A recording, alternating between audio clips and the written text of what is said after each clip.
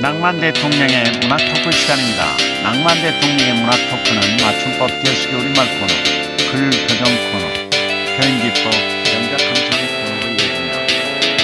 오늘도 나는 화려한 물음표보다 정직한 느낌표를 만드는 사람이 더 좋다라고 하는 박덕은 저서에서 선택이 보도록 하겠습니다. 잘 보낸 인생은 행복한 죽음을 가져온다. 잘 지낸 하루가 행복한 잠을 이루게 하는 것처럼 잘 보낸 인생은 행복한 죽음을 가져온다. 이는 레오나르도 다빈치의 말입니다. 오늘이 나의 전부라고 생각한다면 아마도 누구나 할 것 없이 열심히 살 것입니다. 후회할 것이 없을 만큼 알차게 꾸려가는 하루. 그런 하루는 편안한 잠을 이루게 할 것입니다. 이와 마찬가지로 알차게 보낸 삶은 행복하게 두 눈을 감게 하여 저승으로 안내할 것입니다. 그렇다면 레오나르도 다빈치가 말하는 행복이란 알찬 하루하루임에 틀림없습니다. 알찬 생활, 알찬 하루하루. 네, 알겠습니다. 자, 이번에는 맞춤법 띄어쓰기 우리말 코너입니다. 딴머리, 딴머리, 딴머리, 딴머리, 본머리, 본머리, 딴 사람, 딴 사람, 딴 사람에게 부탁해라. 딴 사람, 딴 사람, 달라진 사람. 그는 딴 사람이 되다. 그는 딴 사람이 되다. 딴 살림, 딴 살림, 딴 살림 나다. 딴 살림 내다. 살림 나다. 살림 내다. 딴 살림 차리다. 딴 살림 차리다. 딴 생각, 딴 마음 품지 마라. 이렇게. 딴 머리, 본머리, 딴 사람에게 부탁해라. 딴 사람, 달라진 사람. 달라진 사람. 그는 딴 사람이 되다. 딴 살림 나다. 딴 살림 내다. 살림 나다. 살림 내다. 딴 살림 차리다. 딴 생각, 딴 마음.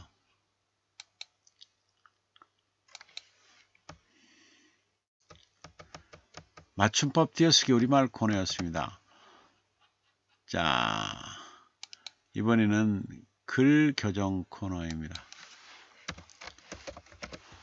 이것도 시큰둥, 시큰둥, 시큰둥. 저것도 시큰둥. 소파에서 뒹굴다. 백수에서 뒹굴다. 백수 그럴까? 백수. 성경 읽다. 신문 읽다. 옷 입고 출발하는 남편 말. 백화점 간다더니 안 갈 거야. 안 갈 거야. 안 갈 거야. 가기 싫어. 약속도 파기했어. 그래, 아무렴은 어때? 오늘은 이 변덕 저 변덕 다 부려라.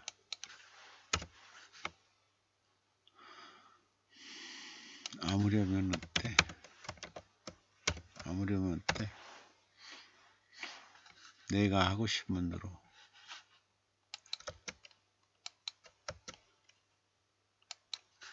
다 해 볼 거야. 내가 하고 싶은 대로 다 해 볼 거야.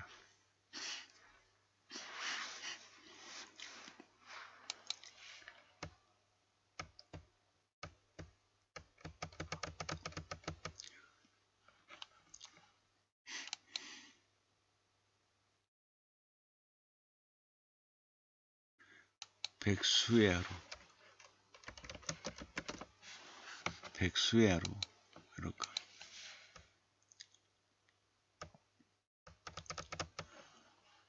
우리 집 아파트. 매일 반복되는 일상. 처녀 집 모여 살아가는 똑같은 구조물에서 공통된 출입문 오가며 이곳저곳 바코드 찍고 점차 로봇 닮아간다. 오가며 이곳저곳 바코드 찍고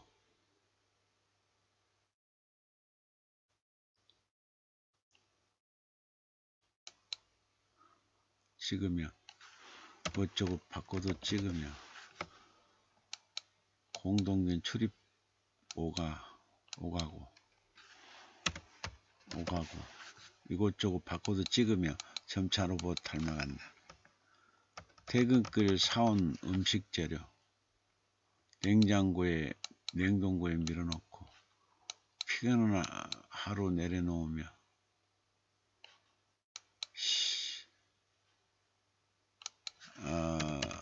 빌어놓은 뒤 식사는 배달 음식으로 해결한다. 윗집은 쿵쾅쿵쾅, 우리 집은 사뿐사뿐. 유리창 밖 하늘에선 별들이 모여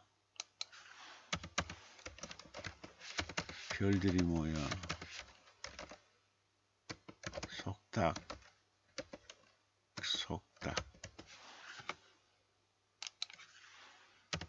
유리창 밖 하늘에선 별들이 모여 속닥속닥.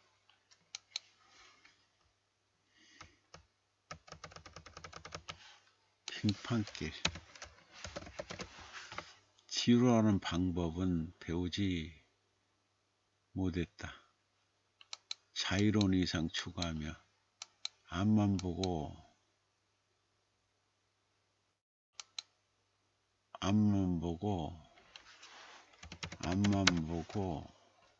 갔다.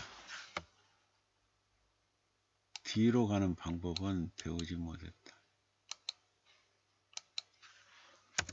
자유로운 이상 추구하며 앞만 보고 갔다. 뒤로 가는 법은 배우지 못했다. 유리처럼 꽁꽁 얼어붙은 길바닥.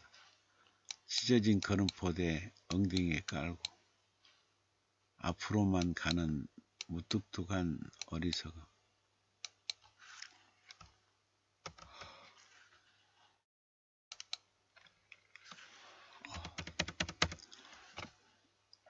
붙잡을 것 없는 언덕길 오르며 오늘은 자꾸 뒤로만 미끄러진다.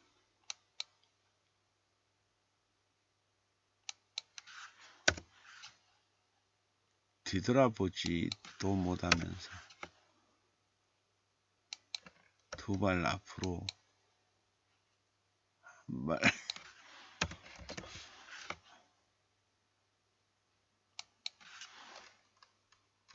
나아가며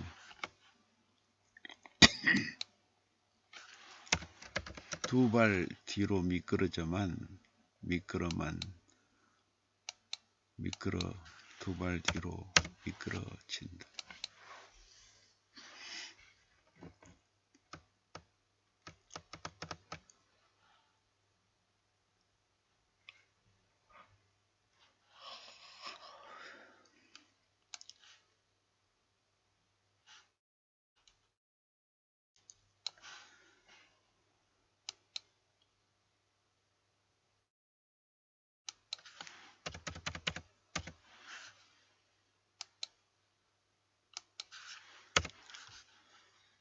산기슭에 올랐다. 마을은 울창한 숲에 가려 꾹꾹 숨어버리고 산새들이 아름다운 목소리로 우리 부부를 반긴다. 그늘진 산속은 내 디디는 곳마다 소담스러운 아카시아 꽃들이 만발했다. 작은 키에도 손에 닿으니 횡재다. 어디선가 정막을 깨고 아이들 소리가 들려온다. 소리를 쫓아 둘러보았더니 한 곳에 예초 작업하고 턴을 닦아 컨테너가 보인다. 한적한 시골 마을 깊은 산속에 외지인이 둥지를 들어 쉼을 하고 있다. 참으로 신기한 일이다. 예전 같았으면 99복의 꼬부랑길에 시간 버스도 하루 3번 겨우 지나는 곳이라 거들떠도 안 봤을 텐데 요즘은 인적이 드문 시깊은 산골을 더 갈망하는 듯하다. 울퉁불퉁 산길을 걸었다. 자갈이 발길에 걷어차여 대굴대굴 언덕 아래로 떨어진다. 가파르지 않는 언덕은 감나무 과수원이 따스한 햇빛을 마주보며 속삭이고 있었다.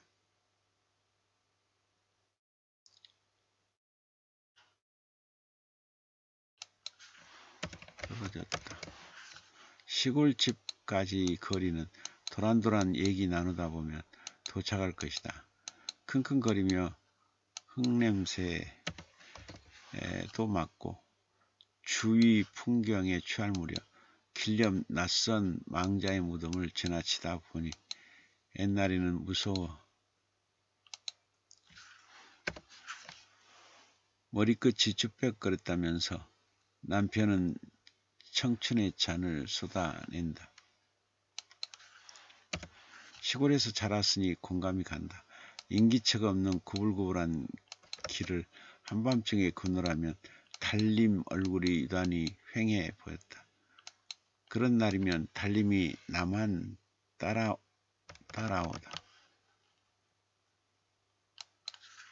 따라오는 듯한 착각에 빠져 갑자기 빨라지는 걸음걸이임에도 속도는 붙지 않는 기이한 현상이 일어나면서 뒤에서 뭔가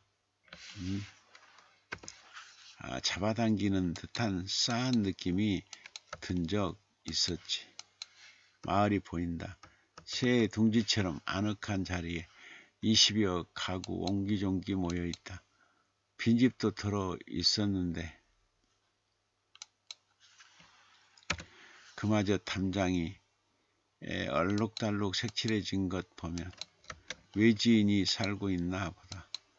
마을여간 앞은 전과 달리 인적이 없다.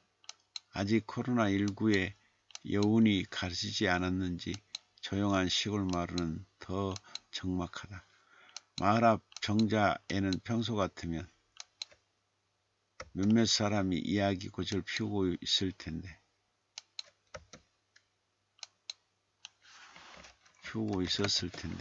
아무도 없는 빈자리는 밭에서 캔 알이 꽉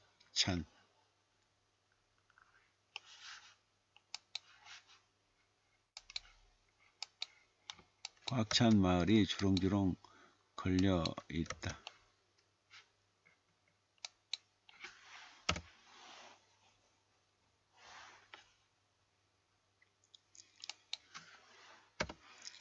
시골집에 도착했다. 국회에 닫혀있는 대문을 열고 헛기침을 2번 한 뒤 마당을 지나 마루에 걸터앉았다. 마당에 깨진 시멘트 사이 자라있는 잡초는 빈집이라고 넌지시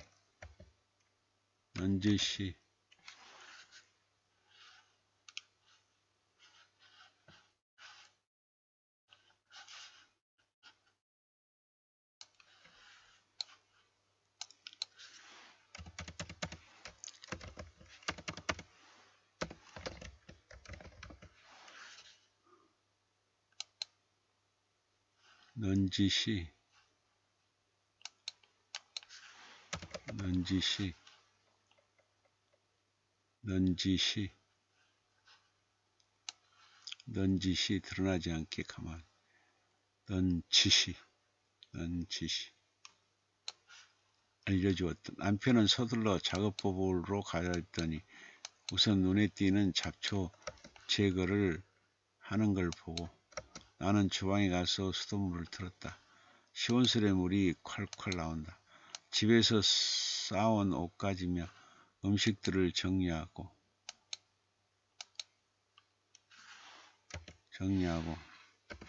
산이 깊어 너댓시쯤이면 땅거미 질 것이기에 장작도 마당에 챙겨다 놓았다. 어둠이 내리면 오매불망 꿈에도 그리던 바베큐 파티를 할 참이다. 앞사는 동동거리는 우리를 인자한 미소로 지켜보았다. 이번 주말 이곳에서 불편함을 즐기며 벌레들과 친해져야겠다. 끝.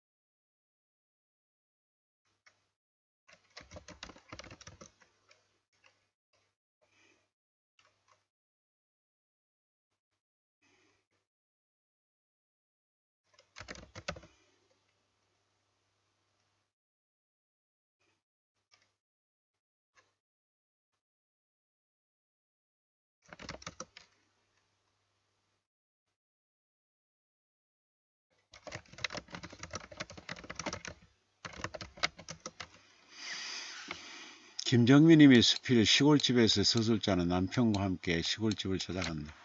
울창한 숲에 가려있는 마을, 산길을 걸어 감나무 가수원이 있는 언덕으로 내려가면 시골집이 나온다. 구불구불한 길에 대한 남편의 추억을 듣는다. 마을에 도착하지만 적막할 뿐이다. 마을 앞 정자 앞도 조용하다. 시골집 대문은 굳게 닫혀있다. 남편은 작업으로 갈아입고 잡초 제거라 소술자는 옷가지와 음식들을 정리한다.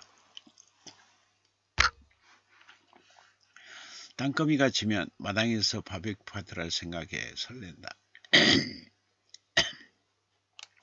수필이다. 아주 담백한 소설로 꾸려놓은 수필이다. 시골집에 대한 정겨운 추억 속으로 토르로 빨려들게 해놓고 있다. 여기다 절묘한 묘사, 사색 공간에 한 잔 마실 어미방울, 배치 등을 덧칠한다면 더욱더 심도 깊은 수필이 되었을 것이다. 부디 줄기찬 수필 창작을 통하여 독자의 가슴을 열고 들어가 새로운 해석, 새로운 의미를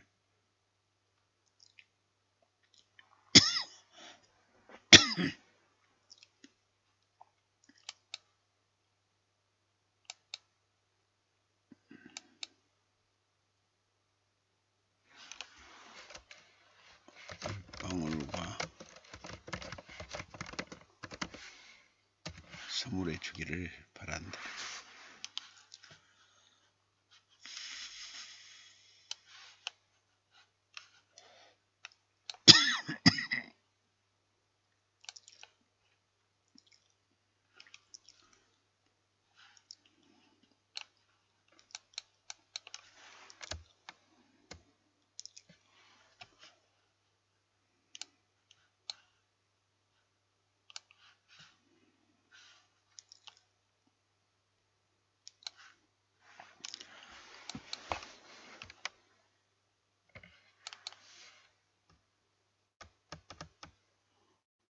배종식 동시입 출간을 축하하며 배종식 시인은 경남 함안 대산에서 배효군 전상식 씨의 일남 오녀 중 왕래로 태어났다. 호는 은곡, 닉네임은 꿈과 백, 혈액형은 B형이다. 배종숙 시인은 1989년 결혼하여 슬하에 일남 미녀를 두었다. 배종숙 시인은 경북 울산에서 직장생활하면서 물간지, 문학공간, 시조, 오문학, 동시,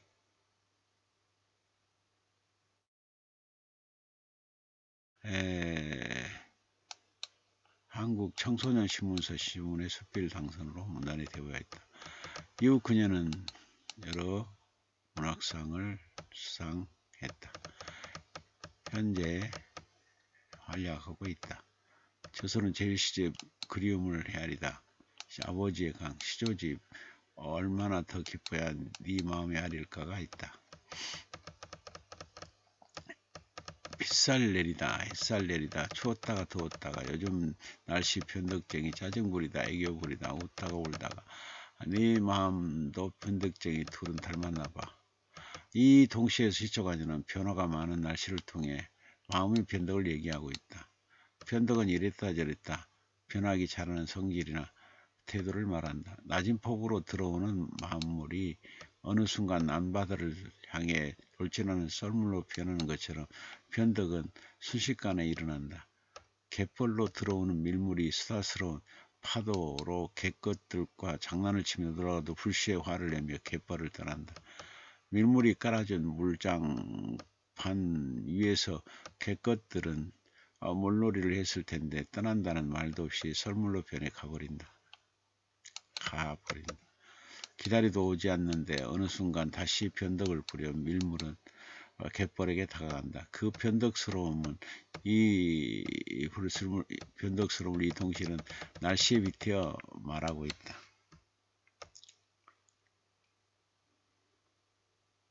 빗살 내리다. 햇살 내리다 추웠다가 더웠다가 변덕 부리는 날씨. 이번에는 시적 화자로 시심의 화살을 돌린다. 짜증 부리다 애교 부리다 웃다가 울다가 마음이 수시로 변한다. 마음의 변덕을 알아채는 순간 시적 화자는 어떤 깨달음을 얻는다. 마음의 변덕이 날씨랑 닮았다는 것을 깨닫는다.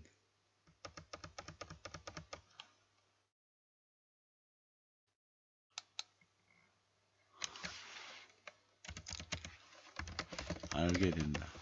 변덕을 부리는 마음 한가운데 몰되지 않고 자기 객관화를 하게 된다. 한 발짝 떨어져서 자신의 마음을 살펴보게 된다. 그러면서 변덕을 부리는 자신을 알게 되고 더 나아가 변덕을 추스리는 내면의 힘을 키우게 된다. 진솔하게 자신을 진단하고 반성하며 방향을 잡아간다. 성숙의 계단에 오르고 있는 느낌이다. 동시가 안고 있는 행복의 씨앗이다. 우리 집 아기가 돌불에 채어 넘어졌어요. 앞서가던 노랑나비 길 안내하다 뒤돌아와 팔랑팔랑 달래줘요. 어서 일어나 어서 일어나. 나뭇가지에 앉아있던 참새 한 마리 토닥토닥거리다 같이 울어요. 이 동시에서의 시초과제는 아기가 넘어질 때 전경을 관찰하고 있다. 위로는 아픔이라는 마음탑이 무너지지 않게 따스한 마음의 밑돌로 슬그머니 그 마음탑에 밑을 받쳐주는 것이다. 따스한 마음이 괸돌이 되어 기우뚱 흔들리는 아픈 마음을 받쳐주는 것이다. 말이 없어도 투명한 언어의 입술은 열리기에 다독이는 낯글자들은 아픈 마음에 가닿는다. 오탈자 없이 한 묶음의 주제로 다가가는 위로의 눈빛. 어머니의 따스한 손길 같기도 하고 할머니의 넉넉한 품 같기도 하다. 우리는 그 위로로 마음의 부추김을 받으며 일어선다.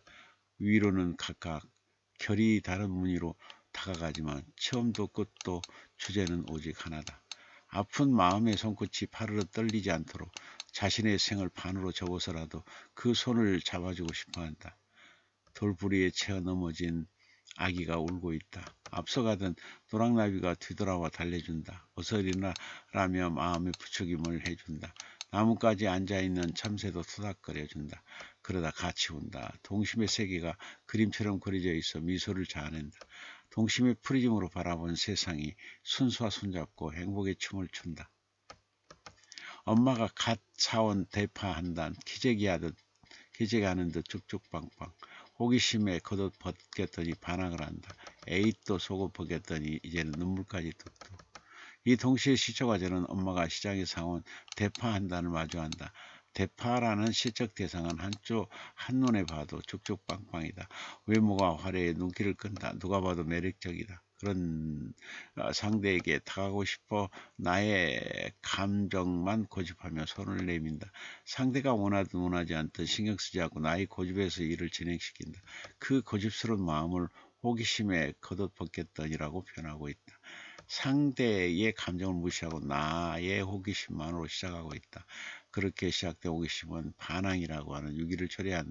상대의 입장을 묻지 않았으니 당연히 반항이 있을 것이다. 그 반항은 상처로 얼룩된 아픔을 낳는다. 하지만 여기서 멈추지 않고 다시 나의 호기심과 감정을 고집한다.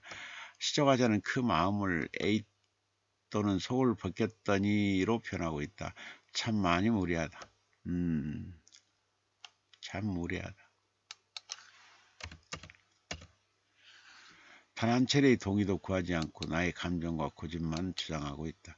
그래서였을까? 이제는 눈물까지 뚝뚝 흘리며 슬퍼하고 있다. 이 동시는 학교 폭력을 얘기하고 있는 것 같아 씁쓸하다.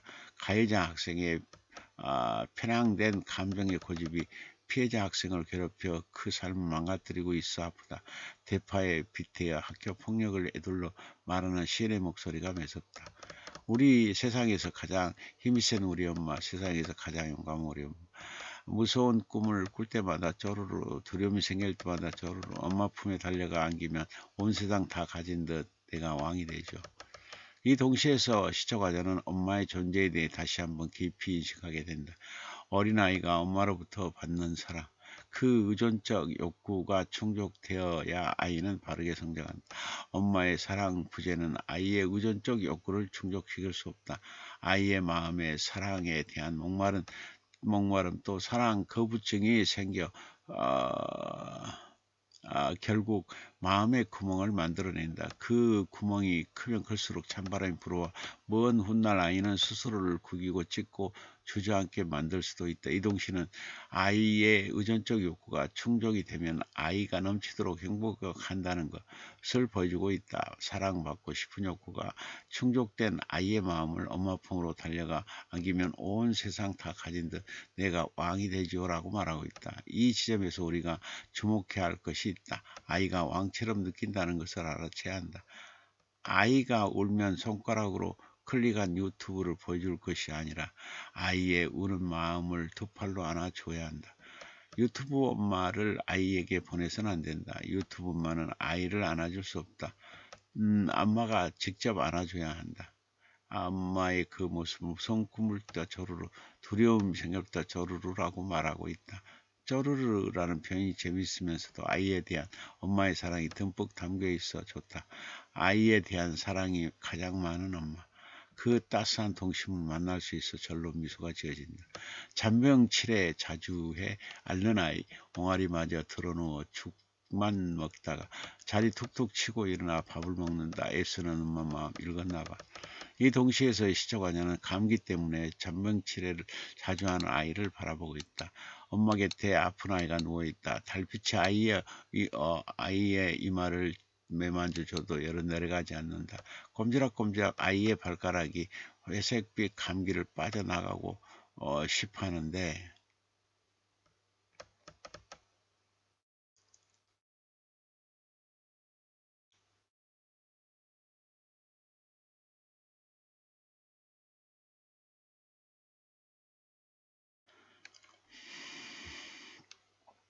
회색빛 감기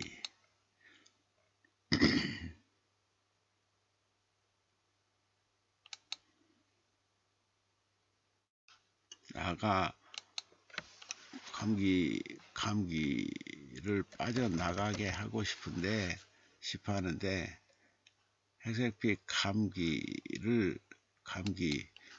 회색빛 감기가 빠져나가게 하고 싶은데 아이의 발가락은 회색빛 감기가 빠져나가게 하고 싶어 하는데 힘에 부처한다. 아이는 아장아장 꿈길에서 걷다가 넘어진 것일까? 잡고 일어설 엄마의 손을 못 찾아서 신혈이 나는 밤 그 언저리에서 아이는 울고 있는 것일까? 아픈 아이를 보며 엄마는 속상해한다. 엄마는 찰짝 웃는 내일을 아이와 함께 하고 싶은데 아이가 자꾸만 잔병치레를 한다. 봄빛을 나르는 벚꽃도 함께 보고 별빛의 자장가도 함께 듣고 싶은데 아이는 아프다. 옹알이마저 드러누워 아프다. 옹알이가 드러눕는다. 아는 표현이 앙증맞으면서도 멋지다. 처음 눈을 맞춘 아기의 맨얼굴 같은 옹알이 발랄한 첫 소리를 몰고 가는 이응의 동그라미들 둥근 음의 옹알옹알 소리꽃 그 옹알이가 드러누워 있단다. 아픈 아이에게 엄마의 사랑이 제일 필요할 것 같아 엄마의 마음이 바쁘다. 아이는 엄마가 끓여준 죽만 먹다가 어느 날 자리 툭툭 차고 일어나 밥을 먹는다.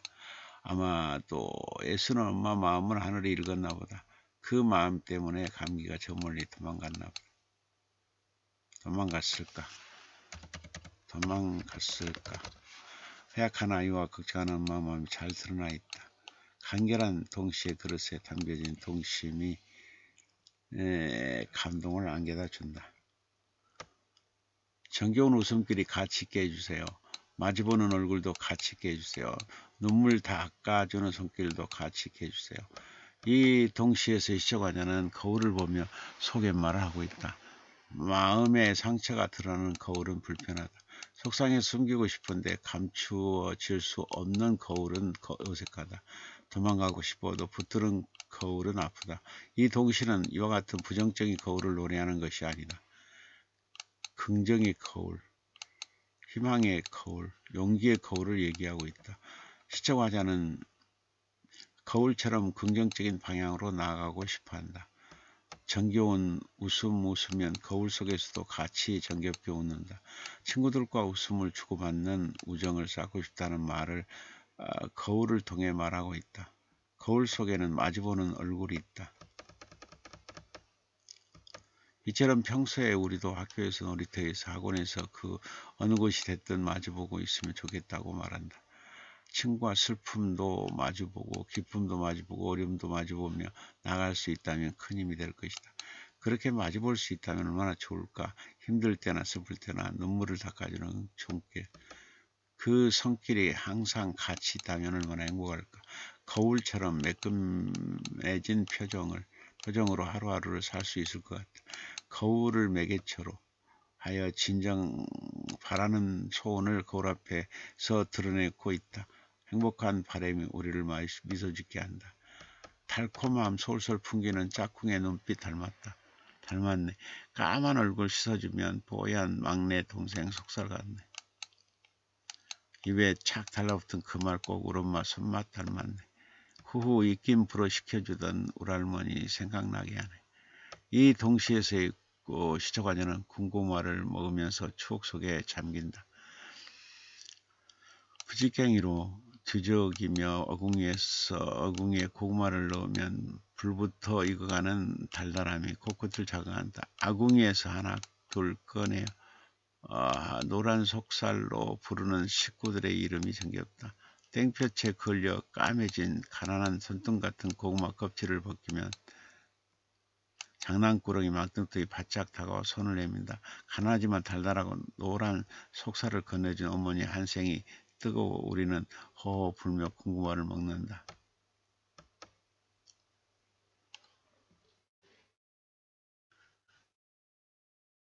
고구마는 달콤함, 솔솔 풍기던 짝꿍이 눈빛, 까만 얼굴, 씻고 난 동생의 뽀얀 속살 같다. 엄마의 손맛을 닮아 입에 착 달라붙은 그 맛. 후 입금으로 시켜서 고구마를 먹여주던 할머니 추억 속 정겨운 모습들이 하나 둘씩 떠오른다. 이처럼 동심 속에는 정겹고 그리운 추억들이 소환되어 은은한 미소를 보내준다. 그 미소를 잠시나마 편안한 시간을 보낼 수 있도록 자리를 마련해 주는 게 동시다. 서름에서 일어서기 위한 할머니의 밭은 기침 같기도 하고 희망을 노래하는 아버지의 땀방울 같기도 하고 누나의 첫사랑 같기도 한 달달한 군고구마가 추억을 깨워주고 추억을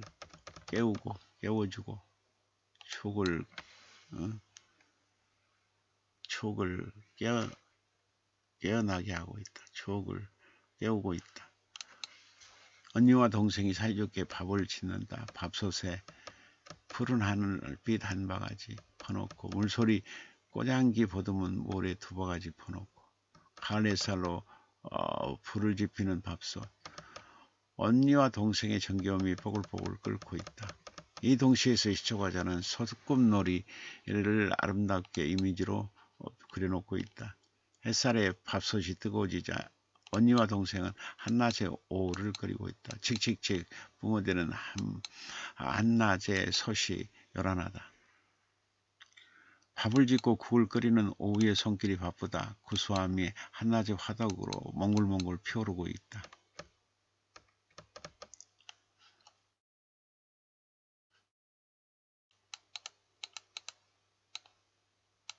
언니와 동생은 며칠 굶은 것처럼 입맛을 돋우고 있다.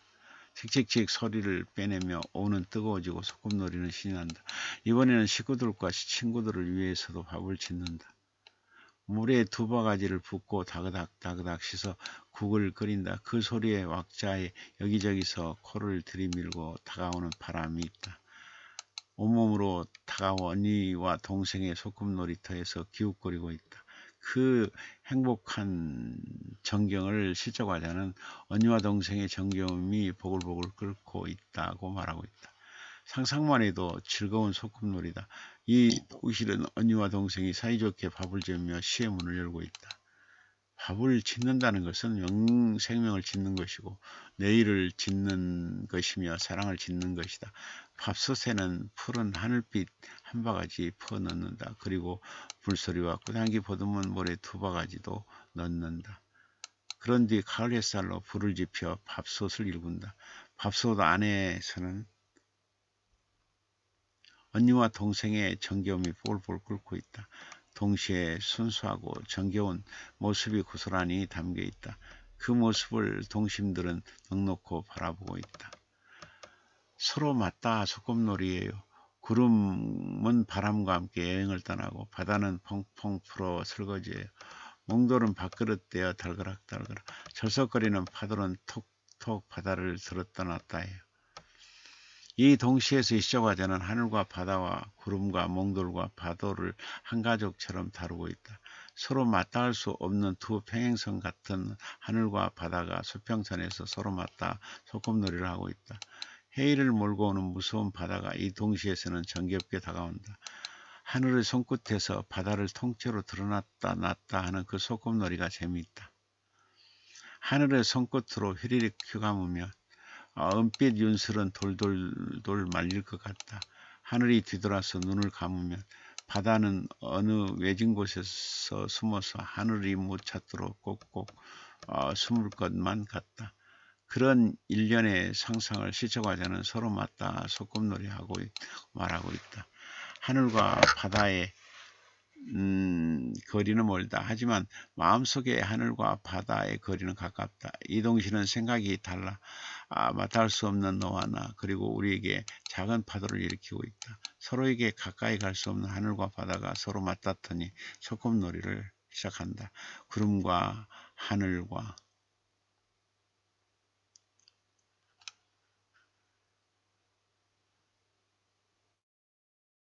구름은 바람과 함께 여행을 떠난 뒤 바다는 펑펑 풀어 설거지를 하고 몽돌들은 밥그릇 쉬느라 달그락달그락한다. 그리고 바다는 철썩거리며 바다를 들었다 놨다를 반복한다. 동심이 프리즘으로 바라본 세상 온통 한 가족이다. 마치 한 가족같이 서로를 보듬고 위로 서로를 아껴주고 서로를 싱그럽게 빛내준다. 이게 동시가 가야 할 길이 아닐까.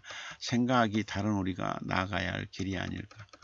인형은 참 좋겠다. 누나가 무릎 위 올려놓고 안아주니까. 인형은 참 좋겠다. 동생이 달려와서 생글생글 입맞춤해 주니까. 이 동시에 시적화자는 인형을 갖고 노는 누나와 동생을 눈여겨보고 있다. 사랑받고 싶은 마음을 인형에 빗대어 표현하고 있다.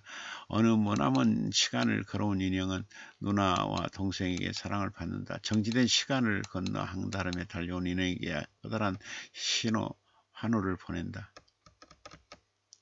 네모난 상자에 같이 무료한 시간을 보상이라도 해주던 인형을 예뻐해 준다. 예뻐해 준다. 인형의 눈이 파란색이든 초록색이든 상관하지 않고 예뻐해 준다. 시적화자는 인형을 통해 자신의 존재를 인정받고 존중받고 싶었던 건 아닐까.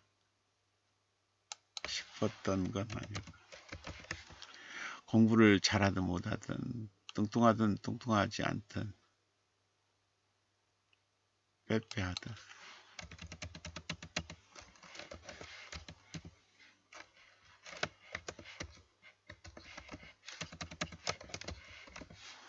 상관없이 있는 그대로 인정받고 싶은 건 아닐까.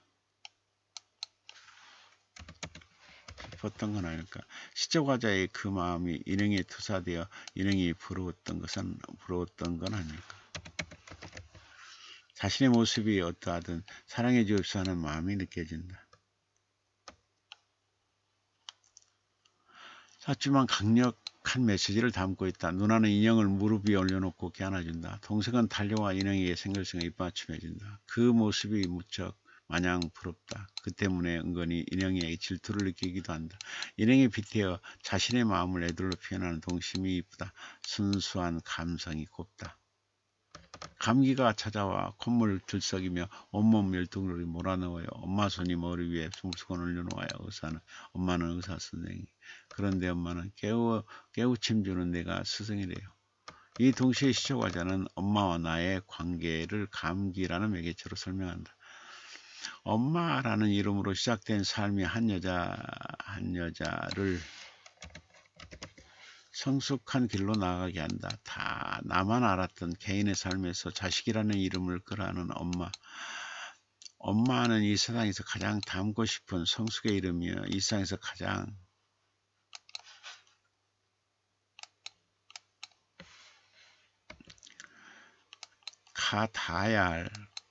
닿아야 할 상징의 이름이다. 갈기갈기 찢긴 자신의 마음을 깊고 꿰매며 희망으로 촘촘히 덧대는 삶이 엄마의 삶이다. 엄마라는 이름은 파도치는 아픔이라는 너울을 잠재우며 해일처럼 덮치는 슬픔을 온몸으로 막아내는 존재다. 그런 엄마의 깨달음을 실천하자는 엄마는 깨우침 주는 내가 스승이라고 말하고 있다. 아이에게 감기가 찾아와 콧물 들썩이게 하고 온몸을 열구덩이로 몰아넣고 있는데 엄마는 아이의 머리 위에 물수건을 올려놓아 준다. 그래 맞아. 엄마는 의사 선생님이 야 저절로 입이 열려 그렇게 고백하게 한다. 그런데 엄마의 시선은 다르다. 엄마는 오히려 아이가 깨우침을 준다고 여긴다. 마지막 연애 반전이 가슴을 놀라게 한다. 엄마의 깊은 깨달음이 감동을 배가시켜 놓고 있다. 가벼운 이름 석자, 쓸 줄은 모르고 읽을 줄만 아는 아이. 신문지에서 이름 석자 중 한 글자 찾아 배시지 웃는다. 빼곡하게 늘어선 검은 글자들 속에 보석처럼 빛나는 글자. 여기도 내 이름 석자, 저기도 내 이름 석자. 연필로 그린 동그라미가 비눗방울처럼 둥둥 떠 있다. 신문지 한 장 가득 날 찾아봐라. 숨바꼭질한다. 이 동시에서 시초과자는 가벼운 이름 석자를 신기해한다. 이름은 상대와 내가 다르다는 것을 알아가는 최초의 이해이다. 세상의 문을 열게 해준 나만의 첫걸음이며 자신의 운명을 지고 가는 생의 무게이다. 그런 점에서 이름은 자신의 정체성을 드러내는 최초의 명함인 것이다.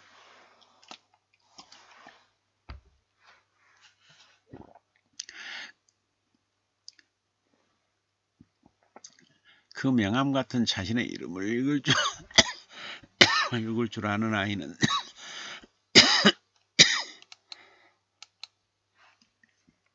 무척 신이 났을 것이다.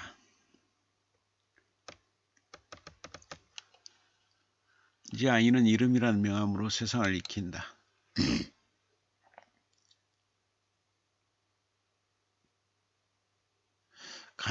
거리 간판에 숨어있는 자신의 이름을 찾아내며 즐거워할 것이다. 웃음꽃을 물고 오는 이름이 이번에는 신문에 가득하다는 것을 찾아낸다. 아이는 신문지에서 자기 이름 석자를 찾아 연필로 동그라미를 그려간다. 배시시 웃는 얼굴로 빼곡하게 늘어선 검은 글자들 속에 보석처럼 빛나는 자기 이름 석자를 찾아 연필로 동그라미를 친다.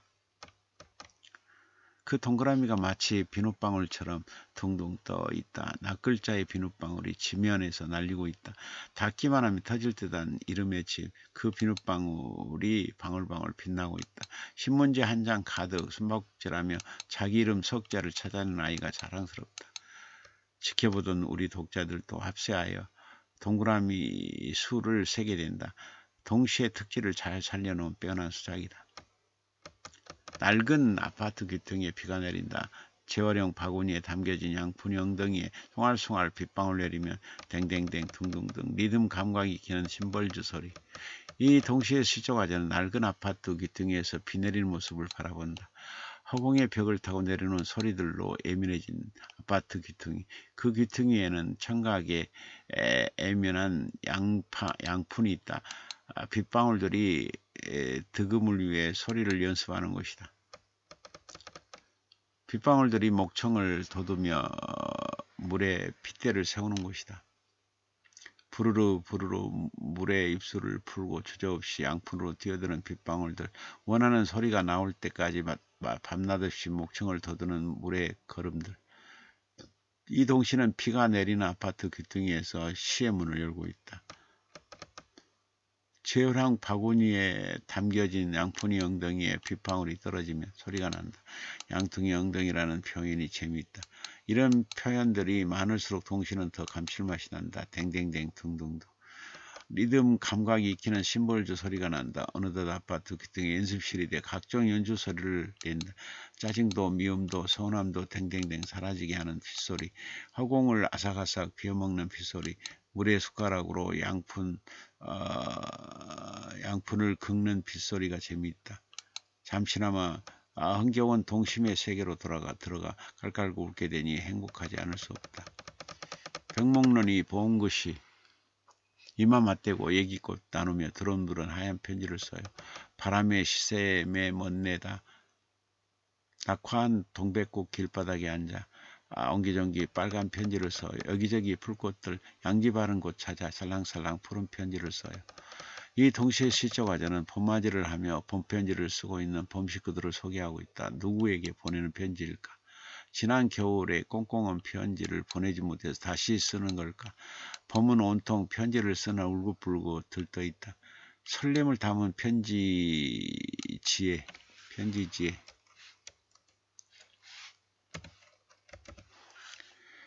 봄의 맥박은 쿵쿵 뛰고 있다. 불치병 같은 겨울을 이겨내고 설렘의 민낯을 드러내는 봄은 벌써부터 달뜨다.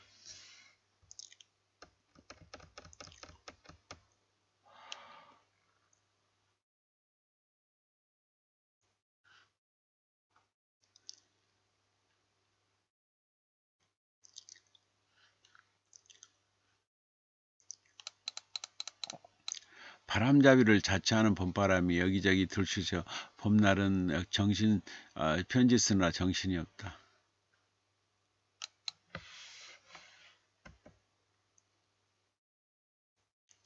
이마 맞대고 얘기꽃 나누며 두런두런 하얀 편지를 쓰는 백목련. 낙화한 동백꽃은 길바닥에 옹기종기 모여 앉아 빨간 편지를 쓴다. 그리고 양지 바른 곳을 찾아 풀꽃들은 여기저기 푸른 편지를 쓴다. 봄이 편지를 쓰는 동안 햇살의 손가락이 바쁘다. 바람의 연필 끝에 침을 묻혀가며 한 글자 한 글자 편지 쓰느라 봄날은 따스하다. 왁자하게 번져가는 봄 편지들로 봄사는 울긋불긋 아름답다. 하얀 편지, 빨간 편지, 푸른 편지 쓰는 봄 친구들 무척 이쁘다. 이처럼 동시 속에는 편지를 쓰는 봄 식구들이 살고 있다. 가끔 진솔한 가슴으로 여러 색깔의 편지를 우리도 다가오는 봄에 써보자. 송굴송굴 아침 이슬에 훌쩍 커버린 언니들 예쁜 옷 갈아입고 여행을 떠나요. 깨끗이 단장한 이웃마을 덜하게 큰 언니는 사뿐 내려앉아 파란 마음 싣고 작은 언니는 아이들 웃음소리 뒹구는 어린이집 꽃밭에서 노란 마음 심어요. 욕심많은 셋째 언니는 하얀 마음 심을 곳 찾아 아주 멀리 여행을 떠나요.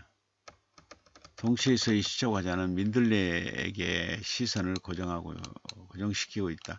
민들레의 호시에 대해서 빗대어 자유롭게 살고 싶은 동심을 표현하고 있다. 하기 싫은 공부, 가고 싶지 않은 학원, 대신 자유로운 삶을 살고 싶어 한다. 민들레의 일생은 자유라는 바람과 함께 펼쳐나가는 삶이다. 구속과 집착이 아닌 자유로운 삶이 민들레의 포생인 것이다. 바람에 올라타야 하는 하루길이 위험해 보이지만 구속이 많은 삶보다는 멋지다. 나는 자연이다라는 프로그램에서 시청자들이 화난 이유도 구속 없는 삶, 자유가 숨쉬는 삶이기에 그럴 것이다. 자유로운 공중을 움켜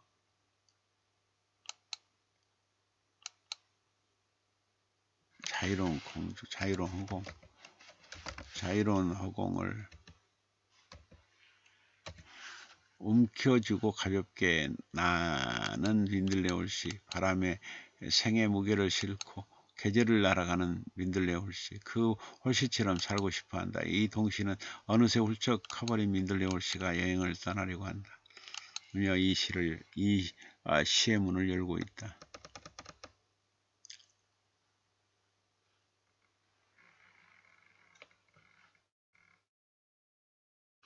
큰언니를 깨끗이 단장한 이웃마을 뜰하게 내려 파란 마음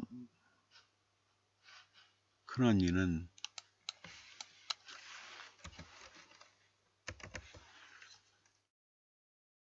둘째 언니는 아이들 웃음소리 뒹구는 어린이집 꽃밭에 내려앉아 노란 마음을 심는다. 그리고 셋째 언니는 하얀 마음 심을 곳을 찾아 아주 멀리 바람 타고 여행을 떠난다. 자유를 향해 꿈을 향해 나가는 민들레 올시처럼 그렇게 살고 싶어한다. 그게 동심의 바람이기도 하다. 동시는 산문과 구별되고 시와도 구별된다. 시는 관조의 프리즘으로 세상을 바라보고 있다면 동시는 동심의 프리즘으로 세상을 바라보고 있다. 동시는 천진난만한 시선으로 세상을 바라보고 해석한다. 또 동시는 운율적인 언어를 사용한다. 그리고 의성어, 의태어 등을 이용하거나 반복 효과를 높이기 위해 같은 말을 자주 사용하곤 한다.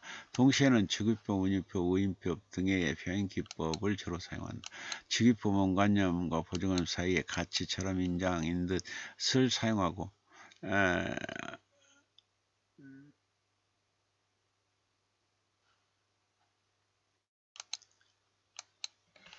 등의 인듯 등의 연결을 사용하고 은유는 원관념과 보조관념을 연결 없이 붙여서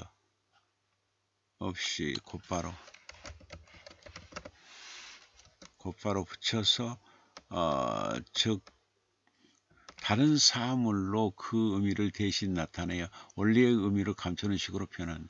그리고 의인법은 무생물이나 생물, 자연, 추상적 관념을 마치 인격체인 사람처럼 대하는 표현기법이다. 그리하여 동시는 순수의 세계, 해맑은 세상, 꿈꾸는 아름다운 마음을 그려내고 있다. 동시는 아이들의 창의력을 신장시키고 새로운 세계에 대한 호기심을 증폭시켜준다. 동시는 상상력과 창의력을 최대한 동원해야 한다. 동시는 신선한 착상, 신선한 충격, 신선한 발견이 있을수록 좋다.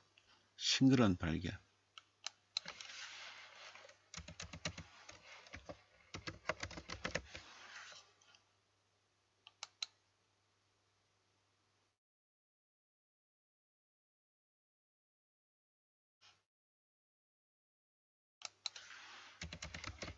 기발한 착상, 신선한 충격, 싱그러운 발견이 있을수록 좋다. 이왕이면 리듬감이 살아있으면 더욱 빛을 발할 것이다. 배정수 신의 동시들은 이러한 요소들을 두루 갖추고 있어 독자들을 행복하게 해주고 있다. 바쁜 직장생활 속에서도 동심의 프리즘으로 세상사를 바라보고 주위의 아기자기한 것들을 동시로 담아내고 이를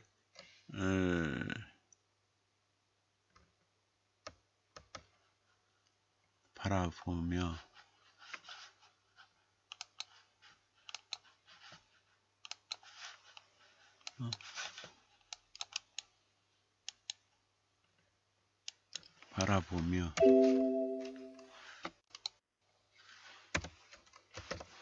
주위의 아기자기한 것들을 동시로 담아내고 이를 실체경사로 빚어낸 솜씨가 멋져 보인다. 앞으로 제2, 제3 동시집을 펴내어 아이들뿐만 아니라 동심을 사랑하는 아이들에게 웃음꽃을 선물해 주기를 바란다. 항상 밝게 언제나 즐겁게 여성을 꾸려가기를 기도한다.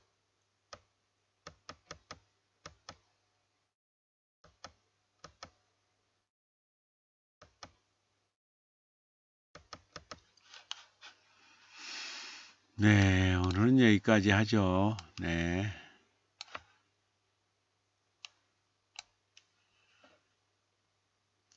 아정님 교수님 안녕하십니까? 문은들 반갑습니다. 0717님 교수님 안녕하십니까? 네. 아정님 반갑습니다. 아정님.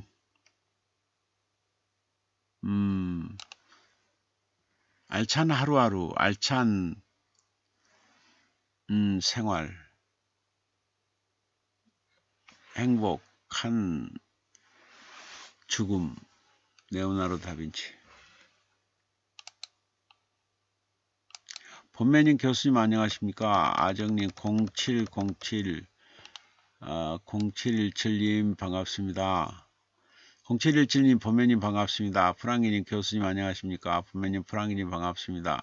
프랑기님 모진님들 반갑습니다. 아정님 모두 반갑습니다. 0717님 프랑기님 반갑습니다. 프랑기님 본매님 반가워요. 본매님 0717님 반갑습니다. 프랑기님 0717님 반가워요. 프랑게님, 아정님 반가워요. 네, 아정님, 네, 반가. 주원시님, 열심히 시를 쓰시는군요. 네, 본매님, 시골집의 생각이 많이 납니다. 아정님, 아,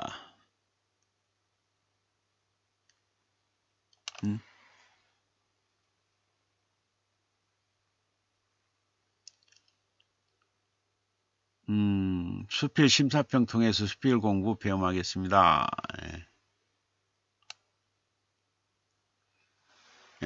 본매님 절묘한 묘사 사색 공간에 덧칠 수필의 맛깔스러운 조건 배움합니다. 본매님 배종석 시인님 울산이 그립고 본매님 글 또한 많이 배움합니다. 프랑게님 교수님 수고 많으셨습니다. 0727 교수님 수고 많으셨습니다. 본매님 교수님 수고 많으셨습니다. 네, 여러분 안녕히 계세요. 네, 복 많이 받으시기 바랍니다. 그리고 3년 내에 꼭 재산이 3배 이상 늘어날 겨 올해 내 전국구 문학상 2~3개 이상 꼭 받게 될 겨 믿습니다. 네, 그리고 127세까지 건강 장수할 겨. 예. 자, 마무리로 낭만 대통령의 작곡 한 곡 들으면서 오늘 작별 인사하겠습니다. 안녕, 오르바, 사요나라, 비더젠, 바이바이, 굿바이.